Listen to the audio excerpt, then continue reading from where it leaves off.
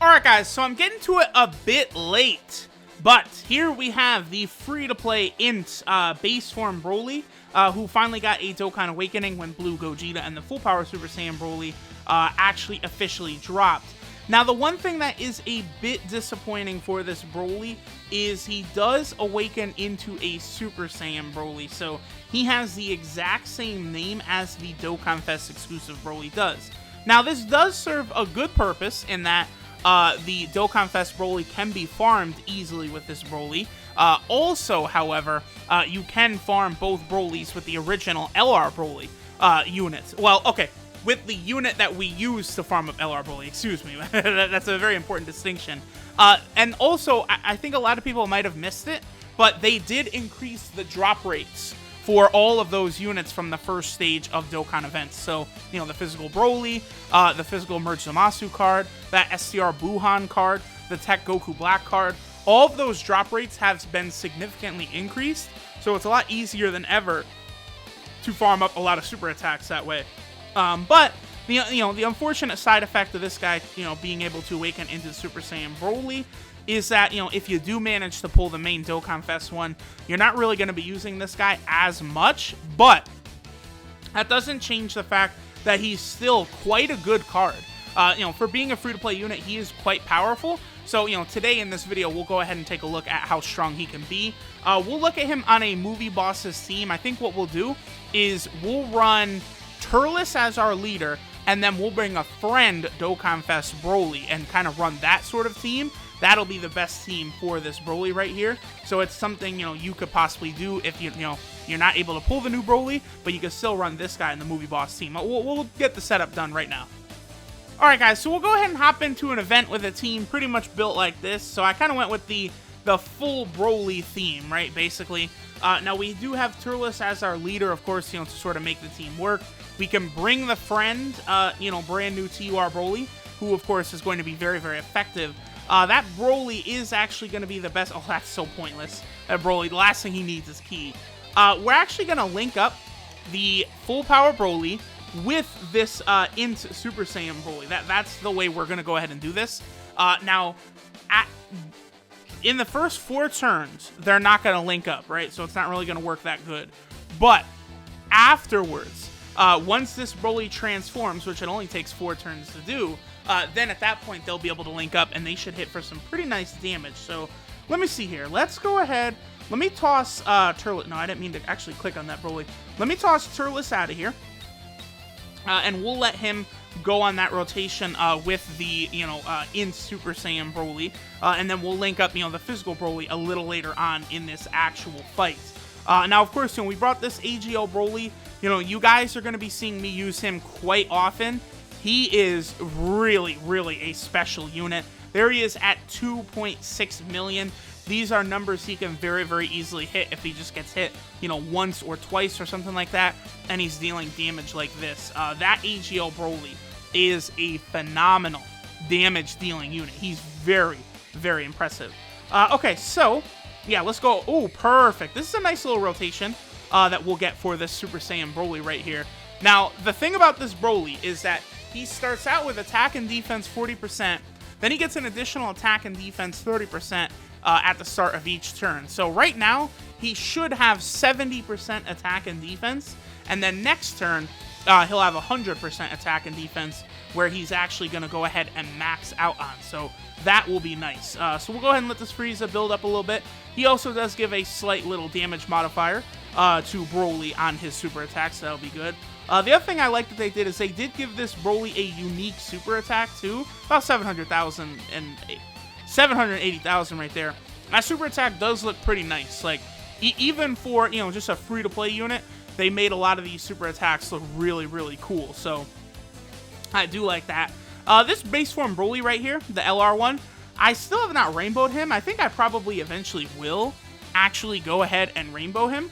But I just have found no reason to, up to this point. But, now especially considering there's not really, there's no base form BROLY you can really run right now that's, really, really impressive. I guess the SSR of this guy, oh, yeah, actually, now that I think about it, the SSR of this guy could possibly be pretty solid. Although a lot of his power is obtained through the EZA, right? So, maybe. We'll see. I might test it out, but I definitely think I probably will rainbow this Broly just, I guess, for the flex, right? Because he is an LR. I do have all of his paths open. You know, I don't like rainbowing, like, you know, LR Broly 1,000 times, right? So I'd have, oh, we got 10 LR Brolys in my box. Like, it's pointless. It's a waste of orbs. I'd much rather rainbow, like, all of the units in the game than, like, rainbow the same one, like, 10 times. That's why, you know, like, just earlier today, like, I put up the AGL Super Saiyan Gotenks, like, rainbow showcase. So, like, I'm doing goofiness like that, right? Okay, so, yeah, I think I'll do this. This will look pretty good right here. This will be a pretty good rotation for this Broly. Again, he should be up now to that 100% attack and defense. Plus, he's in between both of these nice support-type units. So this should be a really good rotation for this INT Broly, showing off a good attack power. He might look a little better with the other Broly linked up. Okay, so there he is able to get up above a 1 million attack stat. Not bad, not bad. Again, he can be, I think, a capable unit for you as a free-to-play player, but they really did make all the other free-to-play units from the Broly movie a little bit better, right? Because Goku and Vegeta got easy A's, and then this Frieza just has a lot of usability with his defensive capabilities as well as his support-type passive, which can always be very, very nice. And then, of course, you know, this Broly rotation, it's goodbye to you, Super Saiyan 3 Goku. I'm telling y'all, every time I use this Broly team, I'm probably going to be tossing this Broly on here. He just gets the job done very, very effectively. Never going to be struggling for ki. Never going to be struggling defensively or offensively. Just a really powerful unit. Okay, so now we will get the transformation for the friend Broly, and we can go ahead and see what the attack stat's going to look like for the INT one, like this. I definitely want to make sure the INT one is leading right here, because I have a feeling the physical Broly would absolutely just, like, one-shot this Super Saiyan God Goku here, so I don't want to give him the opportunity. So let's see what INT Broly will get. Is he better on this rotation? Yeah, I actually think he is slightly better than with the Golden Frieza on rotation here. So there we go. There's, you know, kind of his max potential. And then we have the difference with the Dokkan Fest Broly. Of course, the Dokkan Fest Broly at this point, he is ludicrous when he transforms. I actually must admit, I'm a little disappointed in the physical Broly before his transformation, right? Like, it's with Gogeta, even as the Super Saiyan, is just so strong. He really, really gets the job done. It's not a problem at all. But Broly, I don't know. I just find that he just doesn't really hit that hard before he actually transforms, right? You know, that's probably a factor of him having a supreme damage modifier. But it is just something to consider. Okay, so I want to make sure that my boy SCR Broly does not take too many shots right here, because we actually probably could take an L, like if LR Broly got super attacked. I don't think we're going to be in any danger, though, because Frieza should be able to tank enough, and AGL Broly will tank enough. Okay, that's fine right there, because I believe Frieza's been hit a couple times to build up his defense, right? This probably could do like 100k, but 79, not too bad. He should still be A-okay. I'm really a big fan of that Frieza unit. 2.4 million by LR Broly, not bad. LR Broly can definitely get some solid attack numbers, and then of course he does have his guaranteed additional attack. That's what really helps out. That's one -2 of the physical Broly is, you know, you only have a chance of his additional being a super attack.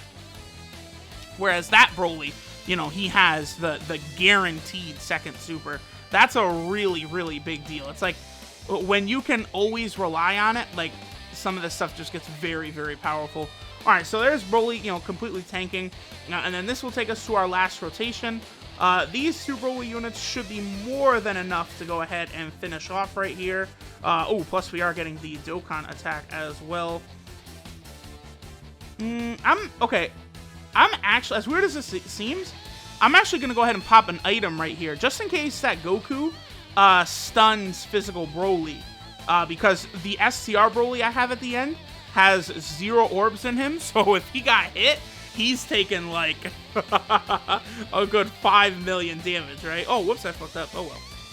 And that should be it for our boy Goku. So this Broly team actually, yeah, definitely moves a bit slower. I don't know, the Broly unit, he's good, he's fantastic. The Super Saiyan 1 is solid, but I do kind of feel like they did make all the other units in the celebration like really, really impressive, right? So I don't know, just a lot of good cards to come out of this movie celebration. I guess that is something to be thankful for. They did actually just release like everything, right? Like we got the new God Goku and Vegeta, we got the Gogeta card. Only stuff they didn't really give us like base form Gogeta and the Veku, because you know we see 2 different Veku transformations in the movie.